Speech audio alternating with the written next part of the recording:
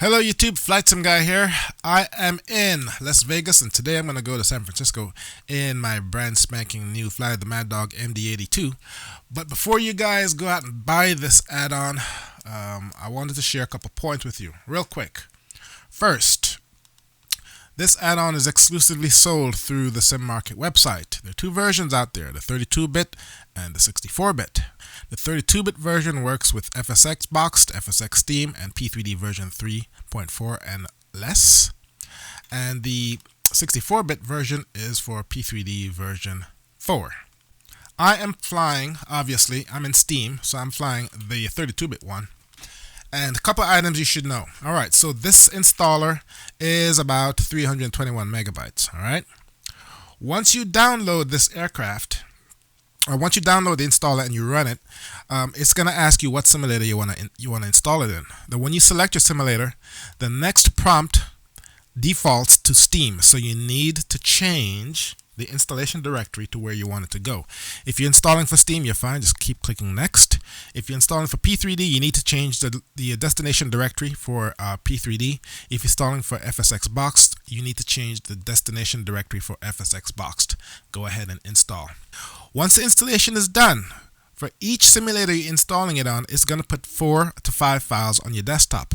These are your user manuals and your getting started PDFs and the link or the shortcut to the load manager. Alright, so if you have 3 sims on your desktop and you're going to install this add-on for all 3, you're going to wind up with 9 to 12 different files, and they all have the same or very similar names. After you install for one simulator, immediately go to your desktop and move those files to a folder and call it, the Maddog FSX Steam or the Maddog FSX Boxed or the Maddog P3D. Otherwise, you're going to get confused. All right? You still with me? Once you have, let me go ahead and open up my desktop. As you can see, I have Maddog Steam, Maddog Load Manager for P3D, and Maddog Boxed. All right? I'm in Steam. These are all the files you're going to see in all of them. All right. This load manager is a shortcut that's going to take you to the Steam version. Okay.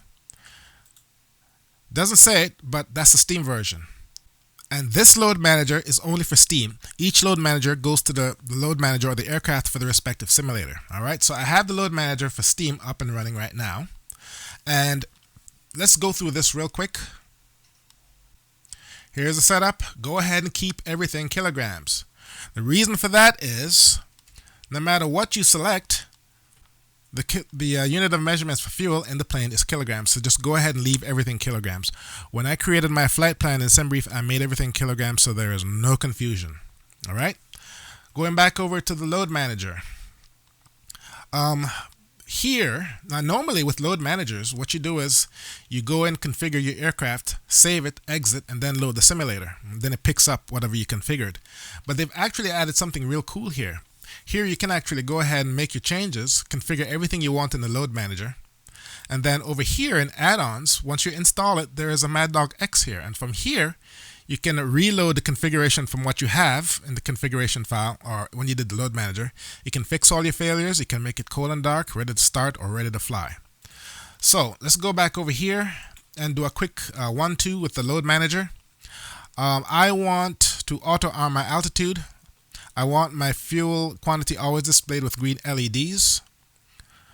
I want refueled aircraft. You want this checked so that whenever you change your fuel, you can pick it up over here. And I want virtual cockpit to be high res, and I want active sky as my weather client, and I want cold and dark. Relatively straightforward. Here is your failures. I leave everything here. I'm going to go ahead and not disable my failures to make things interesting. And over here with the route planner, over here you can go ahead and load a flight plan that you generated in SimBrief. So what I'm going to do is click load. And here I'm going to go ahead and load my plan right here and hit OK. Now, This computes fuel based on a different formula that compared to what SimBrief does. Here, the block fuel is a little bit lower. I prefer SimBrief, so I'm going to add one more 1,000 kilogram extra fuel. All right, and then I can transfer the fuel quantity to the load page. Okay, that's over here. But we'll get back to that in a second. This part is very important. Once you're done configuring this, all right, and you can go ahead and get your route weather also. Once you're done configuring this, you want to go ahead and hit save.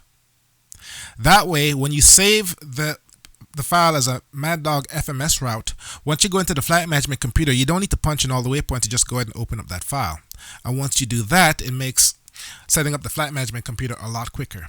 Now, this is the part that's tricky. It's not really tricky, but they don't tell you this up front. What you have to do is you have to save this file in a certain location. Go to Libraries, Documents. Once you've installed the Maddog, this folder is created, and then you need to save it in the folder that says Routes. The Routes folder is not there by default. You have to create that folder, and it needs to be called Routes. And then you go in here, and then you just go ahead and save it. LAS SFO1. Save. And then this right here is actually save. This right here is print. This saves and exit, and this closes. And last but not least, let's go to the load manager. I'm configured for 150 passengers. So what we got here, 150 right here. And this is, if you come over to fuel, that's 82. That's about right. And you can change this as needed. All right. If you go into the red, or if you screw up the weight on the balance, it goes red. So you can just go ahead and do what you need to do. Now, you need to know where your takeoff weight center of gravity is. In this case, it's about 5, and you're going to be using that information for when you configure the aircraft. All right, so this is all the information I wanted to share with you before you go ahead and, oh, one more thing I forgot to tell you. One more thing. As I said before, go to your documents, Maddog files. This folder right here, docs. Here's where all the documentation for the Maddog is. It's not in the sim objects. It's not in the Leonardo or the Maddog folder within the FSX directory. It's right here. Okay, and here is all the documentation that you need. This is independent of the startup and the get started manuals, or the user manuals that get put on your desktop after you install. This is where you want to find all the documentation, and this is a pretty serious study sim. You're going to need all that information. Do a lot of referencing before you try flying this bird. I did one flight, and I don't know how, but I broke the weather radar. So, you know, it's very important that you find these documentation and you read them. And I think that's it. That's all I wanted to share with you guys. My name is Flightsimguy. Thank you very much for watching. I hope you found this video useful, and I'll see you next time.